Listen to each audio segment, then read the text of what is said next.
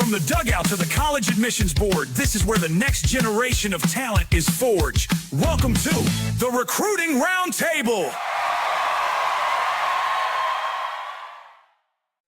Hello there, this is Mike Silvestri from the Recruiting Roundtable, and today we're excited to have a head coach from clearly, in our opinion, and I think in most people's opinions in the game of baseball, one of the elite conferences, junior college conferences in the country, not just the state of Florida, the Panhandle Conference.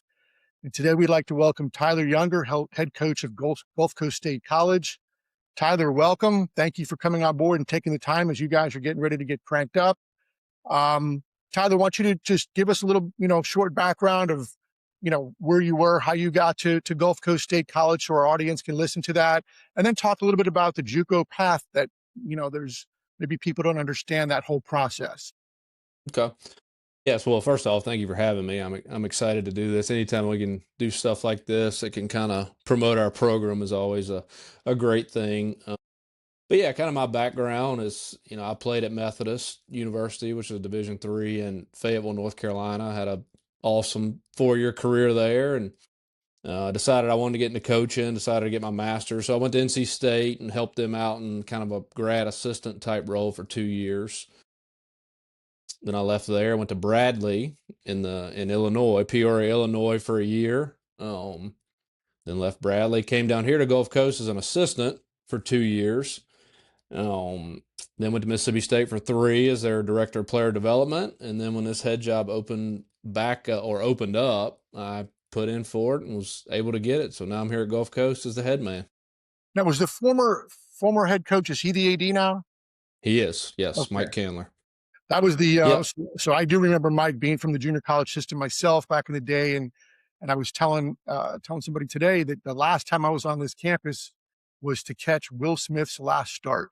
And I was the East Coast cross-checker for the Angels, and our legendary Hall of Fame scout Tom Kochman would not let me come in till the very end. So the whistle would blow, and we saw Will, and the rest was history. We took him, and he appeared in a number of World Series teams from that. I think Kansas City and the Braves his career. So. Yep. I think Mike has a good story about that. I think he spot started Will just so people could see him one last time. I think that was the story there, where maybe they were out of the postseason picture or something. But that's exactly what it was. It was Yep. It was a game where the postseason was kind of out at that point, and he did it being a good guy and promoting his players, so people like myself could come in. And I just remember walking into that ballpark, and it's beautiful, and the whole area is beautiful in Panama City, and walking in that ballpark, and a few area guys were not happy I was there because Koch waited to the very last minute because he was the master. That's why he has the most big leaguers, I think, in the history of modern baseball as a scout. So tell us a little bit about the JUCO path and what that means for the high school player, or even the transfer player, the bounce back guy from a 4-year school. Yeah, I think, the JUCO level has always been a good level, a good option for kids. I think now, so more than ever, it's a great option just because we all see what's happening at the 4-year level with the average age seems to get older every year, and coaches just want older, experienced players. So the junior college level is your opportunity now, if you don't have a good 4-year option out of high school, to get that experience, to become the older, more mature player. And, as a position player, come in and get 300-400 at bats over a 2-year span, or as a pitcher, come in and get 100 innings over a 2-year span. Now you're the older, more mature player that they want at the next level. So, it's always been a good level for those same exact reasons, but now so that the 4-year level's, gotten a lot older, it's a great level because you're going to play against kids your age. Like, you're not going to roll in here and as a freshman, 18, 19-year-old facing a 23 or 24-year-old grown man, grad student. You're going to face kids your age, and that jump from high school to college is probably the biggest jump that players make, period. So, it kind of gives you an opportunity to ease into it instead of, oh, here you go, you can face some grown men right off the bat. Which most players just aren't ready for. Yeah, no, that makes sense. And I think with today's, the ever fluid landscape of rule changes, and it really started with that 25 graduating class. That's where they were the first ones impacted to the 34-man roster rule, minus the designated student athletes. They were affected by the new recruiting timeline of August 1st at the Division I level, and then it just continues to flow kind of from there. Um, you know, for me, when I talk about when we, if I'm going to present a player to you in the Panhandle Conference, which again, I think, you can make any argument it's the best conference in the country in junior college baseball. It's just a really, really good level. And for those of you out there who haven't seen, and as a former junior college head coach, I would tell recruits all the time, come see us play or just go to a junior college game so you can get a feel for how good this really is. Back in the old DNF days before 2006 and that rule change, and now you have a little bit more of that DNF back, the draft and follow thing. You know, there were times you were playing with 15, 20 drafted players on your roster. And I think, now with the kind of the trickle down effect, right? If there's a couple thousand roster spots reduced at the D1 level, well, where are they going? They're going to junior college.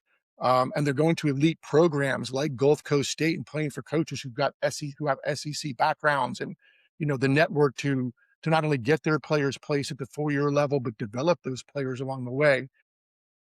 So I know for myself, when we consider a family and we're going to talk about the Panhandle Conference and maybe give Coach Younger a call about a player, in my mind, that's a player who prior to these rule changes probably fit at a mid-major school, Division I level. And now that opportunity may not be there because they can't wait for the development because of the roster reductions. And here's a chance to play against people your own age. Talk to me about, and tell our audience, like, what do you look for? What kind of player thrives at Gulf Coast State? Tools wise, makeup wise, all that type of stuff. Yeah, makeup wise is, we want the gritty player that has experience at the high school level. Like, I feel like the last 2 years we've tried to do a lot better job. We want guys that, are hitting top 5 or 6 in their high school lineup, or they're either their number 1, 2, or 3 on their high school team, or they're throwing meaningful bullpen innings. Like we want guys that are, have the experience in games when the game matters. Like, so that's a big thing for us. I think sometimes, there was especially a period in college recruiting where, and still some people do it, you chase the guy throwing 96 that might can't hit the backstop. um, and we've just figured out in our program that's not the guy we want. That's not what works. We obviously like tools and that type stuff, but do the tools translate to the game? That's the biggest thing. So when we go watch players when we're recruiting, we like to see them play in the game. How do you perform in the game when the game matters? Do your tools translate? Do you have instincts to play the game? Because that when you get in our program, that just helps us as coaches when you have all those things. So you don't feel like you're coaching robots, and you have to program them to do exactly what they need to do. And if you don't program them a certain way, like they're just not going to have the instincts to go, think outside the box or do anything outside the lines. So that piece is big for us. Obviously, at our level of junior college baseball, there's a certain skill set you have to have. Pitching wise for us, we want guys. We're more pitchability and command over anything else. Like so, we feel like the 86 to 91, 92 guy that can throw multiple pitches for strikes. Those guys do really well in our program. I do our pitching, and just the way I like to call pitches. I'm a former catcher and hitter, so I think like a hitter. So I like to call the exact opposite of what a hitter is looking for. And for me to be able to do that, we got to have guys that can throw multiple pitches for strikes, in any count. So that's a big thing for us on the pitching side. And then on the position player side, we like athletic guys that have some defensive versatility. Obviously, the bat's a big deal, but we try not to recruit bats only just because, if that guy doesn't hit, then what do you do with him? Like, he's not going to get many opportunities to play. So, we like guys that can play multiple positions. And if you look in the big leagues, these teams that are winning championships, I know the Dodgers spend a lot of money on their payroll, but one thing they do really well is they have, multiple position players that they can just move around. Mookie Betts can play right field, or he can be a Gold Glove Good point. shortstop. I know they DFA'd Chris Taylor last year, but Chris Taylor was a guy that could do that for him. Kike Hernandez. You start looking at their team, and it's not just them; it's several of your teams that always play late in the postseason. They have defensive versatility on their roster.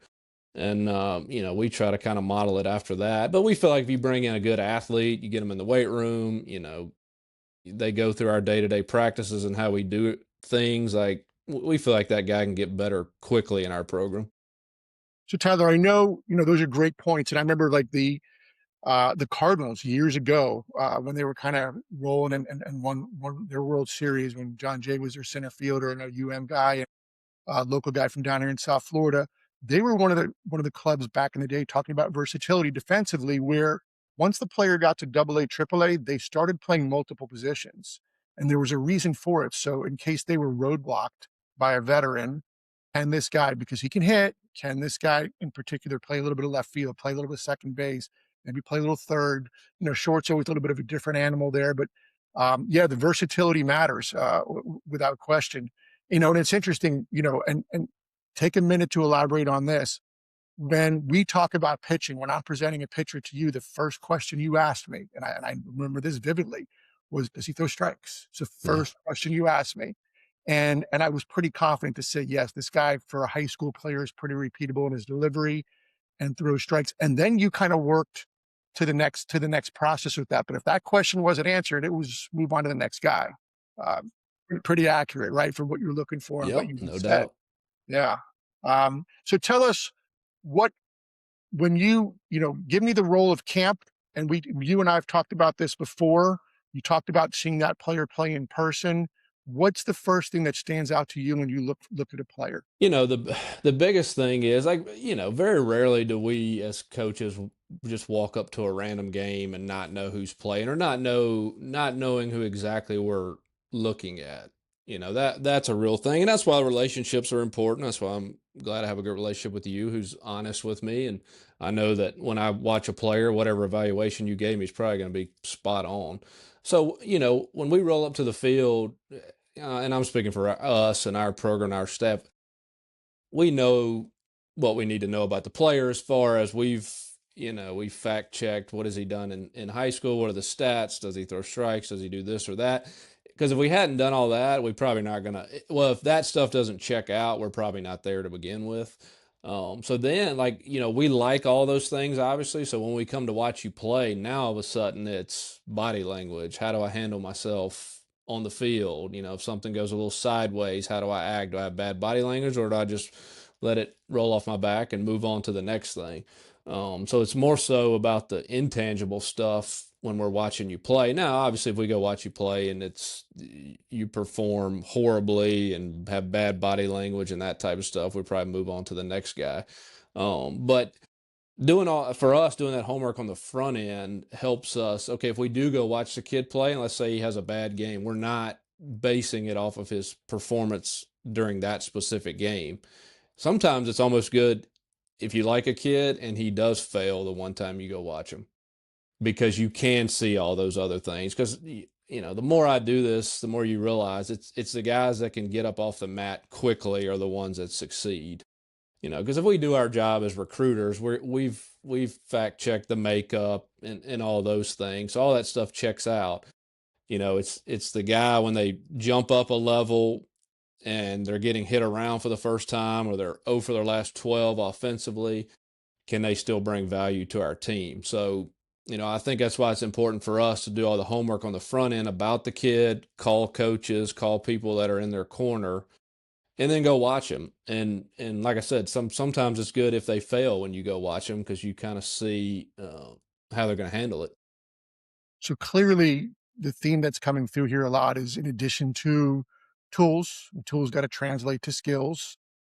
There's a culture that Hmm. comes with playing for Gulf Coast State, and that culture seems to be a lot what you're talking about. Talk to us a little bit about, if you're going to bring a player on board. I think parents and players sometimes don't understand. For me, when I go watch a player, whether it's on the scouting side from the pro point of view, or whether it's for to go watch a client, there's a lot of times I never wear logo stuff ever. I always want to be incognito, because I want to see what you're talking about. Who are they interacting with in the dugout? Are they watching the game? Are they preparing when they're in the hole, offensively, instead of just grabbing their bat and running up there to get in the on deck circle? All of those things obviously matter to becoming a player for Gulf Coast State for you, correct? Yes, correct. And something else we try to do is even on visits, like we have an idea when a kid rolls in on a visit what we want the offer to be, but we have a fairly extensive, it's probably 2+ hours of a visit, just the way we do it and the way we take them around campus and show them the facilities and that type of stuff.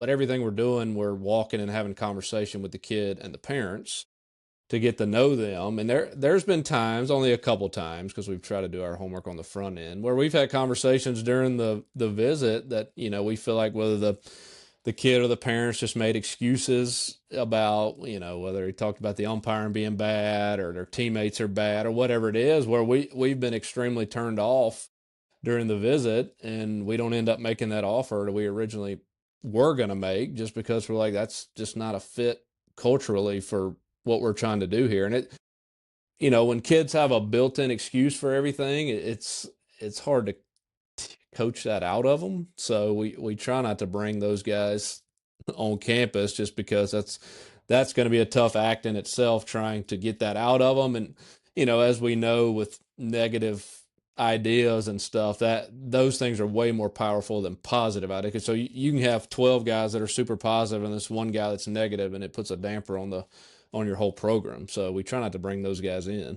So and parents, players, if you're listening to this, this is invaluable information. This isn't just pull down velocities that really don't matter for anything, or Right.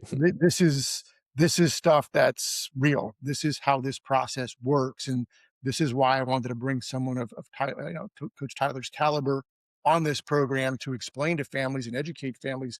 Talk a little bit about the development process at the junior college level, and then how do those players, because people don't understand if they haven't gone through it or coached it or had a relative or somebody, the process to get from Gulf Coast State College to whatever level that next level is going to be, whether it's Division One, two, three, NAI, whatever it may be. What's your process, and how does that kind of the timeline to transpire for that sophomore that's been in the program for a couple of years? Right. So first off, on the development side, like we're able to do some stuff at our level that you can't do at the 4-year level. I mean, we don't have hour limits on our practices. We don't have restrictions on how many days we can practice. Now, does that mean we go crazy and practice 7 hours a day? No. Like in the fall for us, we go hard Monday through Friday with practices and games. We give our kids the weekends off so they can recover, and then we do it again next week. And then when the spring rolls around, you're going 6 days a week, and we give our kids one day a week off. And honestly, like everybody's attention spans because of phones are very short now. So we get in and we get out at practice. Very rarely do we go more than 2.5 hours. And, we're doing bunt D, first and thirds, all that in segments of 10 minutes. Like we're not doing it, we may be bad at it today, but we're not doing it for 30 minutes. We may turn around and do it again tomorrow for 10 minutes. And our guys know that, hey, be focused for 10 minutes on this specific thing. We'll move on to the next. Like that's how we're going to do it. We feel like we get the most out of it that way. But the other piece you can do in the fall is we can play up to 14 dates of games in the fall. So it's cool because you practice and then you play a doubleheader, usually for us once a week. Sometimes we'll play twice a week, but normally once a week. So you practice, you play, it's trial and error. You mess some things up, and you got some things to work on. So you practice that for 3 or 4 days, and then you play, and then you get to try to put it in a game setting. Whereas at the Division One level, when I was there, like you're inter squad every week, and they let them play 2 games now, but still, you're mainly inter squad, and you get to about week 3 or 4 of inter squads, and you get tired of facing the same guy over and over and over. And I just feel like you don't get as much out of it. Whereas we're playing another team with another jersey, and we get to try to implement these things we practice. So I think that really helps with the development because like we kind of talked about earlier, like the whole point is, can you do this in the game? Like all our guys have tools and are athletic, and you go watch them throw a bullpen or you watch them hit BP, and you're like, man, this is a good player. He's got some tools, but not all of them can make it translate in the game. So, we get to implement things in the game in the fall multiple times, which is nice, and I think that really helps the development process. So then you roll in the spring, and the spring is similar to what it is at the 4-year level. You're practicing and playing a good bit. But as far as helping guys get to that next level, when our sophomores come in, in the fall of that next year, we have a conversation, and I'll tell them, hey, give me a list of 5 schools that you'd be interested in. Now, I want you to research them. I want it to make sense, from an academic standpoint and from a baseball standpoint. Don't just go pick the top 5 teams in the country in Division 1 and give me that list. You want to play at Arkansas, Mississippi State, Vandy. Now, if you can play at those places, fine, and I'm willing to pick up the phone and call. But I'm also going to be honest with our guys. Like, I've been fortunate to be at the mid-major level and at the Power Four level, and being around that every day, I feel like I have a feel for what that type of player looks like. So we just have very honest conversations with our guys, and we spin it positively. I don't ever want it to turn into an arbitration meeting to where, the player's giving his side of things and I'm actually beating him down while also wanting him to play for my team. We don't ever want that. So we spin it positively about, like, hey, the reason you come to junior college is to develop and get better so you can find the next right fit for you so you can also be on the field at that place. Because the coolest thing for me as a coach is when I check the box score the following spring after they leave, is seeing their name in the box score. Whether it's a position player or a pitcher, we want you playing at the next place. Now, if a kid tells me, hey, I'm good enough to walk on at such and such Power Four and I just want to wear their gear, then that's their prerogative, and we'll help them with that. But usually the guy with that mindset is not good enough to play at that Power Four they want to walk on. Yeah, it's about being honest with kids. This is where you're at. If you truly want to play at this higher level, you think you do. These are the things you're going to have to do. But like I said, just honest conversations with them about where we feel like they fit, and then we kind of go from there. And with your like you said, your background from the Power Four and the SEC to the non-Power Four Group of Five type program, you have a really, obviously you've got a bunch of guys who've probably gone to the Sunshine State Conference or to the West Floridas of the world and the Peach Belt and so on. You've got a pretty good feel for when that conversation takes place, where you can be honest with those guys. And I think that's where, again, when we're talking to families, we always start everything with, if we can answer one question if a coach can answer one question, and the answer is yes, can this player help that program win when you get on campus the spring of your freshman year? That's the number one answer that needs to be answered. Then we move on to the different topics. Does it fit geographically, athletically, academically, all those types of things? And I think that's where, like you said earlier, on the junior college level, with getting to play against guys your own age for the most part and be able to develop physically while you're playing. That's a key component, right? While you're taking your classes and getting your AA degree to get to the next level, really that JUCO path, just it creates a pathway to create options. And then again, I keep going back to factoring in this conference that you guys are in, which is heavily, heavily recruited, by college baseball and scouted by professional baseball, provides all these additional opportunities that are kind of built into the framework. A really, really good opportunity for a player. And hey, if you haven't seen a Panhandle Conference game, get out there and see Gulf Coast State play. To see, can I compete here? Because it's a super high level that there's a reason why these schools keep going back, and the pro guys keep going back to these schools in this particular conference and in JUCO baseball overall. Tyler, elaborate for a minute or two on. I'm sure you get 8,000 emails a week, you and your staff, from all sorts of countries and parts of the world, and across the United States. Tell a family what's a good email. Does it, is that something that you'll actually look at times? And then if there's a video involved, like, what do you like in a video and what do you not like in a video, from a player pitcher standpoint? Yeah, the key, there's no like trigger words or anything when I'm reading an email that say, "Oh, I'm going to read this one over that one." But anytime we get an email with video attached, we always watch the video. I'd say the big thing with video is, it really doesn't need to be any longer than a minute to a minute and a half, because what we're going to do is I'm going to watch your first 3 to 5 swings, and I'm going to be able to say I like that or I don't. And if I like it, I'm going to immediately go and look you up on Max Preps or Game Changer or wherever I can find stats on you. And another thing would be good to put the stats in the email. obviously be truthful with those because in today's world, I can easily go look those things up.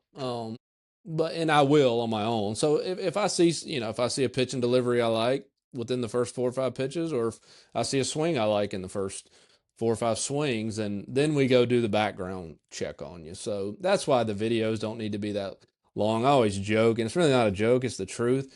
No pitchers ever throw a ball in their videos, and no hitters ever miss hit a ball or swing and miss. It's always a rocket somewhere, and the Everybody's pitcher's doing a always much. throwing their best. Right, right. Yes, and everybody's Roger Clemens on the mound. So, and we know that, and with the pitchers too, we may watch a few more pitches because we want to see the secondary stuff. Does the breaking ball have shape or bite or both? Does the changeup got some action to it? And then we'll go look you up as far as your stats go, and then determine if it's a fit. Tyler, talk a little bit about this, the statistics. We're in an era right now where back when I coached, which was a long time ago, you couldn't readily access somebody's statistics. It was whatever was provided to you. So, but today, you mentioned Max Preps.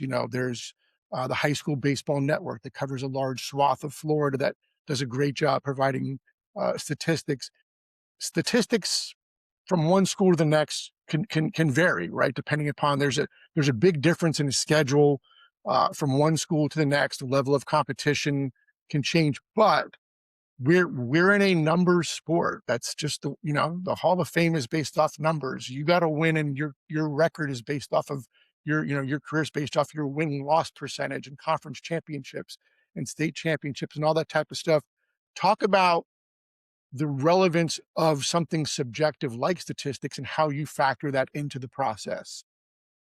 Yeah, so if we like what we see on video, or somebody's called about a kid or whatever, and it sounds like it's could be something, hitter wise, we're going to look at strikeout to walk ratio, strikeout percentage, swing and miss percentage, because a lot of game changer stuff keeps up with that if the person's doing it correctly, which you got to factor that in too. But if a kid's striking out 25 to 30% of the time in high school, that's obviously a huge issue at our level. He may have bat speed and a ton of power, but if we're looking at 30% K rate in high school, that's not going to translate to our level. So that's an issue. Again, explain that, because you and I know why, right? Because at the end of the day, if the strikeout, and I had this very conversation with a parent yesterday, and for me, I always look at an elite percentage, or a really good percentage, is around 10 to 12%. Yes.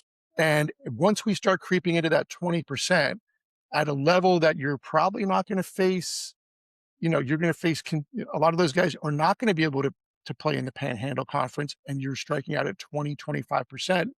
That's probably not going to translate very well. Correct. And that's what you're Right. talking about. Yeah. Yeah. Right. And also there's deeper meaning into that too. Sometimes you have to figure out what are the swing and miss. Is it swing and miss in the zone, which is a problem if the pitch is a strike and you're swinging and missing it, or is it chase? Because I've got some buddies that are pro scouts, and they talk about that being a huge deal for them when figuring out swing and miss percentage. Is it chase, or is it end zone swing and miss? Because they don't feel like they can fix end zone swing and miss, but they feel like they can do a million different drills to help you with the chase stuff and recognizing pitches. We had a kid who was a first rounder at Mississippi State, Jordan Westberg, who's been a big league all-star. Well, he chased bad in college, like to the point where I didn't know, like, man, is this guy gonna make it past double A? Because like every good right-handed breaking ball, he's chasing it all over the batter's box. He's chasing it in the other batter's box. And so I talked to him last off season after his all-star year. And I mentioned that. I said, in college, like you chased stuff all over the yard. I'm like, what changed? He said, well, for me, I saw spin, but I just thought I could hit everything. He said, Interesting. so for me, it was just training and understanding the pitchers, what does their breaking ball look like? What is the pitch shape on their breaking ball, and where it needed to start for me to swing at it? He said, so I was recognizing it fairly early. I just had to understand where it needed to start and not think I can hit every pitch thrown. That's interesting, because you wouldn't think that. You would think he probably doesn't recognize spin, Yes. and that can ultimately, it's something I talk about when we see it.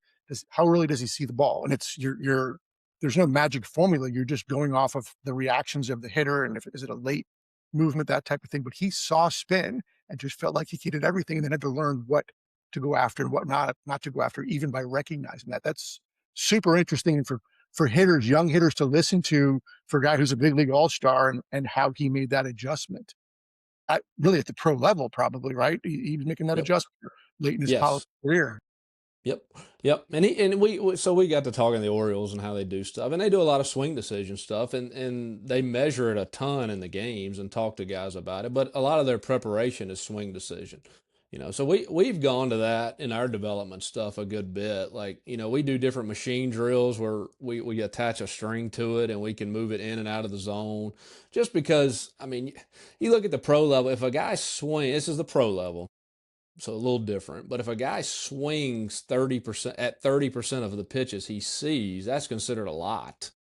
So Mhm. why on earth would we practice we'd throw them a 52-mile-an-hour BP fastball in their barrel and they swing 98% of the time in BP, when in reality they're going to swing in the game 30%, 30 to 40% of the time.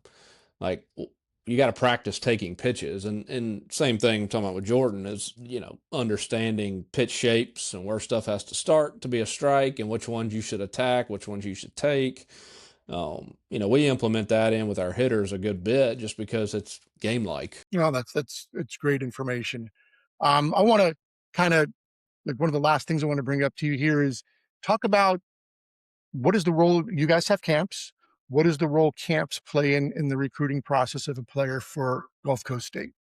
Yeah, so I obviously been a part of the camp world for a while, and I know some people's idea of that is it's a money racket. So honestly, what we try to do is we keep our camps small now. We try to go 30, 35 players, and we invite kids. Like, we don't what we don't really want in our program. I don't want to waste parents' times, like we're not just going to put the link out there for anybody to sign up just so we get 30 to 35 kids and make a little bit of money.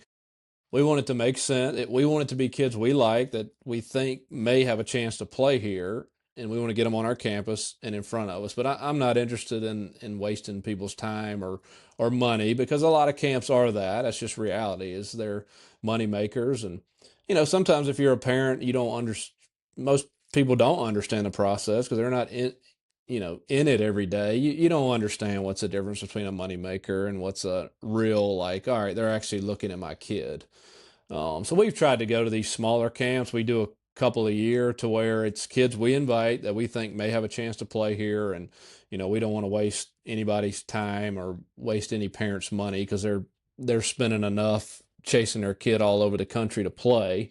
So we just try to get our kids on our campus that we think have a chance. But in to build off of that, so our camps are a big deal. Like, it seems like we sign two or three guys from camp every year that we think we like them. We've done some background. They come here and they perform well at camp, and we think their skill set translates to our level, and we end up offering and signing them. Great information. I think, in closing, first off, parents, players, committed players, uncommitted, the information that you heard today, coming from, again, a coach in the Panhandle Conference at an elite junior college. This is invaluable stuff. This is stuff above and beyond the measurables and different things that that are out there, you can find on the internet and stuff. So I hope this was a real benefit to everybody. Coach, I want to leave you this. Well, first off, I want to thank you for your time. I know you guys are getting ready to get cranked up. Wish you guys the best of luck this year. What is the best way, if you're a parent or a player out there, and you're in high school, what's the best way for someone to learn more about Gulf Coast State baseball? Yeah, obviously, well, we try to document a lot of what we do on social media. So our Twitter's at GCSC Baseball. So there, and if shoot me an email if you're interested in our program and wanting to learn more about it. My email's on our website, so just shoot us an email, and we can give you some more information. I would say that's probably the best way to follow what we got going on. Awesome. Coach, I thank you for your time today. Wish you guys the best of luck. This was an awesome session. super informative, and wish you guys the best of luck this spring. Thank you so much. Thank you. Thank you for having me. Yes, sir.